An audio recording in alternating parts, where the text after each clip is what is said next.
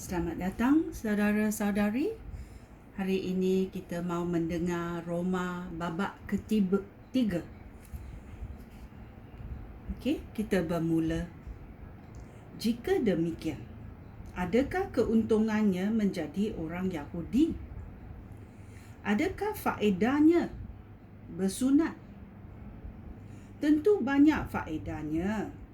Pada mulanya, Allah mengamalkan firman-Nya kepada orang Yahudi. Tetapi bagaimana halnya jika sebahagian daripada orang Yahudi tidak setia?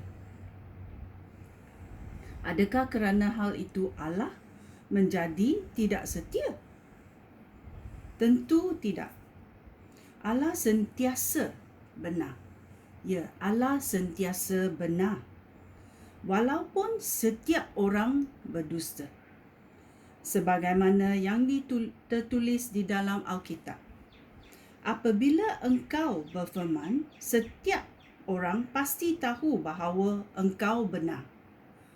Apabila engkau dituduh, engkau sentiasa menang.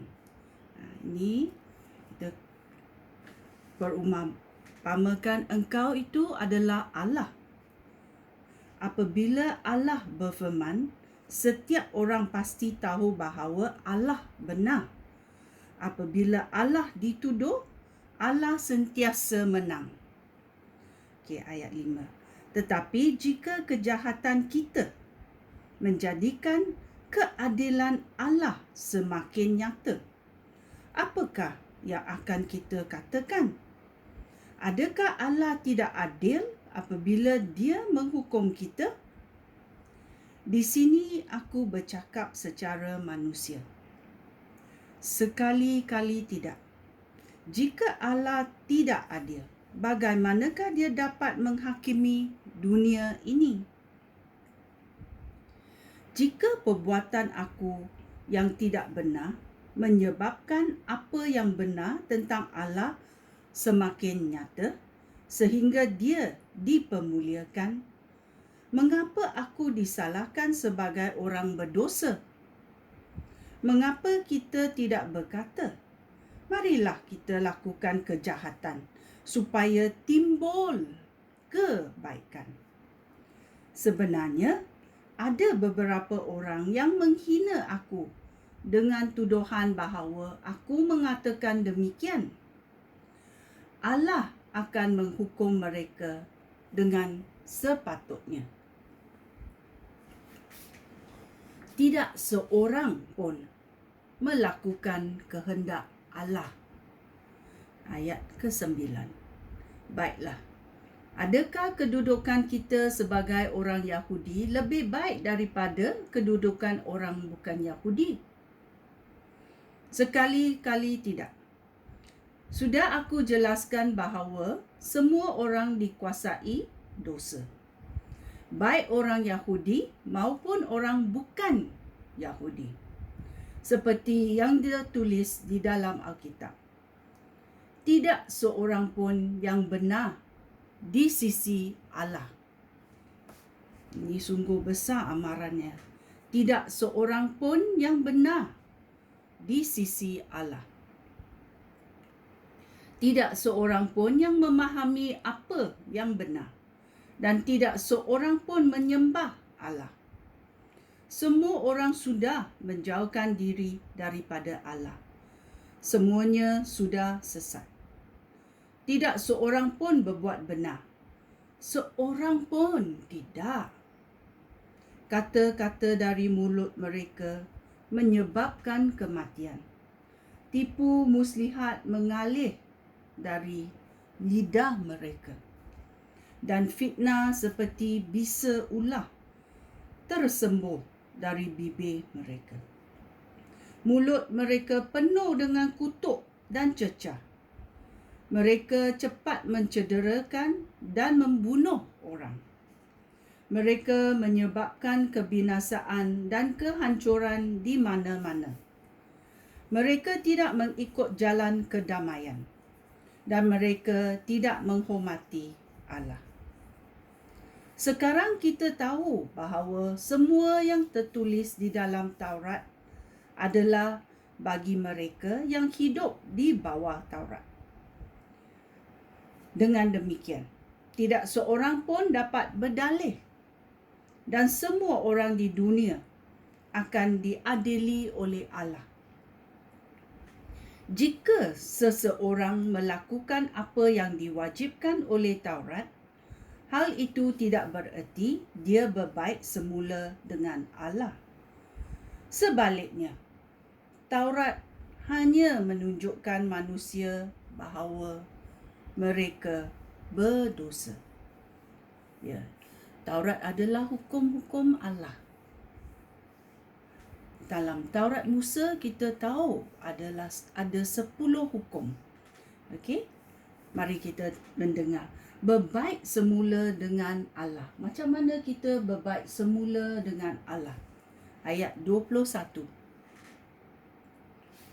Tetapi sekarang Allah sudah menunjukkan jalan bagaimana manusia dapat berbaik semula dengan Allah. Hal itu tidak ada kaitan dengan hukum. Walaupun Taurat dan kitab Nabi-Nabi menyatakan hal itu. Allah memungkinkan orang berbaik semula dengan Dia hanya melalui kepercayaan mereka kepada Yesus Kristus. Ini sangat mustahil. Allah memungkinkan orang berbaik semula dengan Dia hanya melalui kepercayaan mereka kepada Yesus Kristus. Allah melakukan hal itu untuk semua orang yang percaya kepada Kristus kerana tidak ada perbezaan antara orang Yahudi dengan orang bukan Yahudi. Semua orang sudah berdosa dan jauh daripada Allah yang menyelamatkan mereka. Tetapi oleh rahmat Allah yang dikurniakan dengan percuma, hubungan manusia dengan Allah menjadi baik semula melalui Yesus Kristus yang membebaskan mereka. Allah mempersembahkan Yesus Kristus sebagai korban supaya dengan kematian Yesus dosa orang diampunkan apabila mereka percaya kepadanya. Allah berbuat demikian untuk menunjukkan keadilannya. Pada masa lampau, Allah bersabar terhadap dosa manusia sehingga tidak menghukum orang. Tetapi sekarang Dia bertindak terhadap orang yang berdosa untuk menyatakan keadilannya. Dengan cara itu, Allah menunjukkan bahawa Dia adil dan bahawa Dia mengatakan semua orang yang percaya kepada Yesus sebagai orang yang sudah berbaik semula dengan Allah. Oleh itu, kita tidak mempunyai apa-apa pun yang dapat kita banggakan. Mengapa demikian? Adakah kerana kita mentaati Taurat? Tidak. Tetapi kerana kita percaya. Kesimpulannya begini. Seseorang berbaik semula dengan Allah kerana dia percaya kepada Yesus Kristus dan bukan kerana dia melakukan apa yang diwajibkan oleh Taurat. Adakah Allah itu Allah orang Yahudi sahaja? Tentu tidak. Dia Allah orang bukan Yahudi juga. Allah hanya satu. Dia memungkinkan orang Yahudi berbaik semula dengan Allah kerana mereka percaya kepada Yesus Kristus. Dia juga yang memungkinkan orang bukan Yahudi berbaik semula dengan Allah kerana mereka percaya kepada Yesus Kristus.